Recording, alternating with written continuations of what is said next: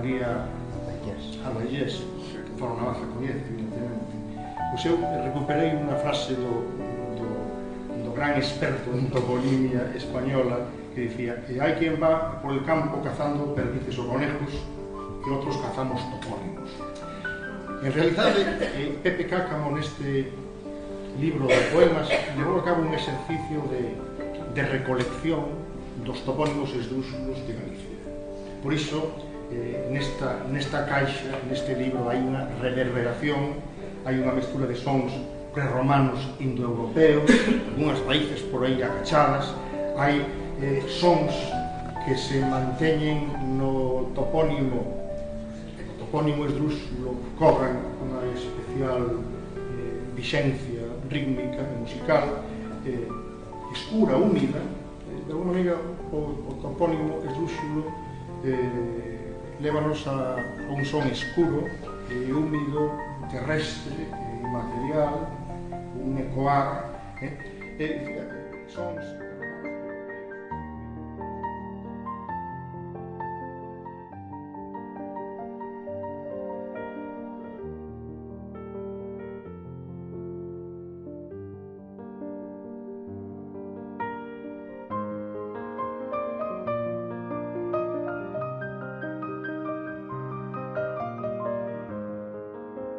A terceira vez que comento este detalle, cando na prensa ou por aí ás veces consultan a xente preguntándolle cales son as palabras máis bonitas ou que máis lle chegan ao fondo da súa lingua, a xente tende a responder normalmente, creo eu, pouco respostas convencionais, tende a responder o que pensan que pensaría a xente que son as palabras máis bonitas, pero eu cada vez que vexo unha desas enquisas ou consultas sempre penso que se eu fose realmente sincero, cando lle preguntasen cales son as palabras que máis impactan nos seus sentimentos, diría nomes propios, porque son as palabras que realmente nos sacuden emocionalmente, os nomes das persoas a quen queremos ou das persoas que nos queren, os nomes dos lugares, escenarios das nosas vivencias. Eu que me dedico a esta cousa da toponimia, teño comprobado como ás veces os topónimos teñen esa capacidade máxica das divinas palabras de abrir portas. A ver, unha anécdota. Vou nun taxi en Vigo e leva ali un adhesivo que fala un adhesivo que pon simplemente Nosa Señora de tal sitio, unha romería, pero eu adiviño a parroquia da romería e digo, señora, logo usted non será de tal sitio.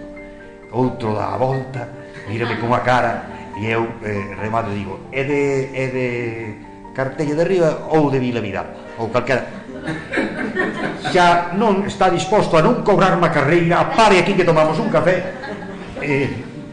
porque xa digo que esa capacidade que teñen cando a xente escolle outras palabras, escollen bolboreta, escollen non sei que, tenden a pensar nas palabras compartidas.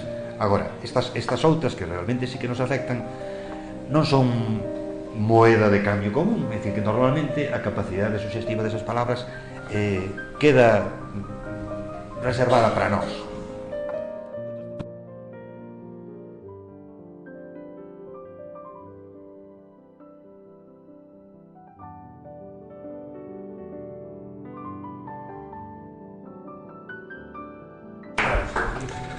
Bueno, boas tardes. Despois de tanta erudición, eu vou a decir unhas brevísimas palabras para presentar a exposición. É unha exposición que dende hoxe ata 8 de outubro presentamos nesta sala, Aula de Cultura Ponte das Rosas, e sede do IE.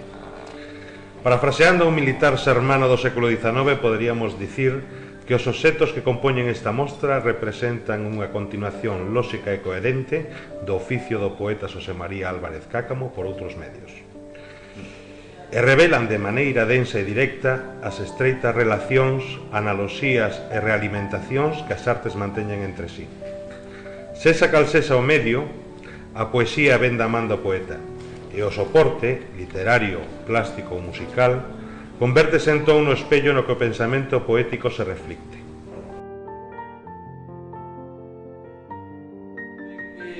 Efectivamente, como non sei se Miguel Anxo ou Gonzalo apuntou, isto é traballo de recolector, traballo de coleccionista, e eu creo que hai unha coincidencia, efectivamente, en ambos labores, ¿no? O labor do coleccionista de material azarosamente descuberto, topado, obxecto trouvé, topado polas praias, por, en fin, o lixo, ou entre os restos que a propia vida doméstica vai xerando, e logo xa, claro, en fin, no momento en que a xente sabe que me dedico a esta rara ocupación, pois, en fin, vou recibindo máquinas bellas, radios que non funcionan, cacharros absurdos, e algún día vou conseguindo que dialoguen entre sí as diferentes pezas que poden compoñer un obxecto.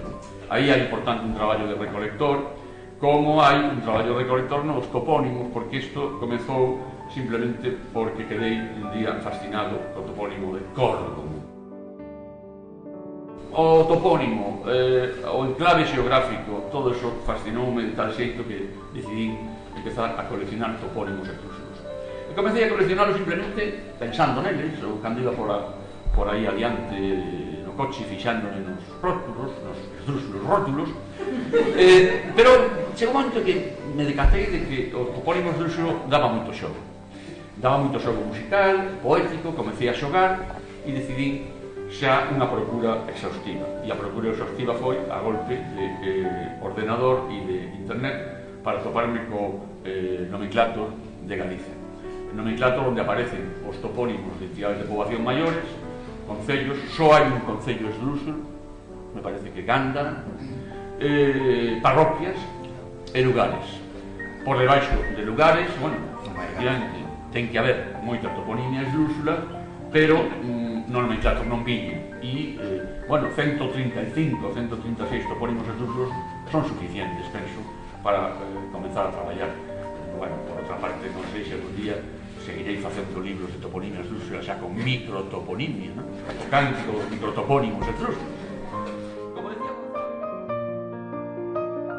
Bueno, pois efectivamente unha pena, unha mágoa que eu non me chamase Álvaro, porque así quedaría absolutamente completo. O libro está o cántico dos topónimos esdrúxulos de Xosé María Álvarez Cácamo, pero ademais leva un prólogo, leva un epílogo, leva unha nómina íntegra, e leva, claro, acrósticos, leva láminas, leva páxinas, leva varios acrósticos, ainda que non poñamos que o son, evidentemente son acrósticos, leva un prólogo donde non sei por que prescindimos a palabra prólogo, pero en fin, este é o prólogo, prosa e escrito todo con topónimos esdrúxulos, fantástica música, topónimos esdrúxulos, únicos, espléndidos, magníficos, lóstregos, paroxítonos, épica pública, lírica lúdica, bucólica, semántica simbólica, hermética, nómica, mistérica. Sedúcenme parónimos simpáticos, sísamo, sésamo, gárdoma, sárdoma, mántaras, pántaras, catívanme traslúcidos propósitos xeográficos, faunísticos, teolóxicos, Gándara, páramos, páxaros, ánxeles, engallólanme serenísimas fórmulas vocálicas idénticas, Tállara, Láncara, Názara, Mórdomo, Córdomo, Rete de Péreces. Fascínanme cromáticos vocábulos máxicos, Brante, Gaguita, Alóuzara, férvidas parábolas hímnicas, como Adáspera, Fontepécora, Fonte de Cántoras, retórica fonosimbólica, Ézaro, Frágeras, la Méstrena, etc. Etcétera, que tamén é unha palabra xusta. Achégasnos co cántico nun petroglifo místico, lepidópteros gráciles de dactílica acústica, volátiles vocábulos erguéndose da rústica almáciga pretérita ao pentagrama artístico. Reclamaste do esdrúxulo por un ímpeto heurístico e entregaste aos crepúsculos cun megálito armónico. Zarrapicaste en brétemas e o teu músculo eufónico convócase a onomástica nun círculo eucarístico. Alíñanse os teus bóvidos en rítmicas sinfónicas como se fosen pécoras de bucólicos ontes, como as cíclicas ondas dun océano Atlántico. Avéntannos nos tímpanos o que calan as crónicas, monocorde rabaño de atávicos bisontes obedecendo o báculo do teu estro onomántico.